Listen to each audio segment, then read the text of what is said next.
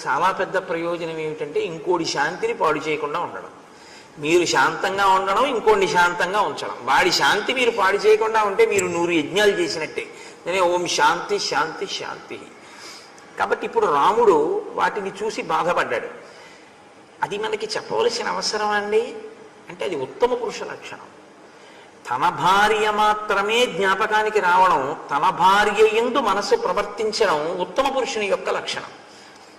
అన్యమైనటువంటి స్త్రీ జ్ఞాపకం రావడం వరకు తప్పేం లేదు. ఓ అక్క గుర్తురాదా, ఓ చెల్లెలు గుర్తురాదా, ఓ అత్తగారు గుర్తురారా, ఓ పిన్ని గారు గుర్తురారా, అలా జ్ఞాపకం తెచ్చుకోవడానికి దోషమే ఉండదు. కానీ కామమోహితమైన మనస్సుతో అన్య స్త్రీ జ్ఞాపకానికి రాకూడదు. అలా జ్ఞాపకానికి వస్తే అది దోషభూయిష్టం. అది తప్పకుండా దాని ఫలితాన్ని అది ఇచ్చేస్తుంది. కాబట్టి రాముడు తన భార్య యందు మనసున్నవాడు, ఆవిడ జ్ఞాపకానికి వస్తుంది.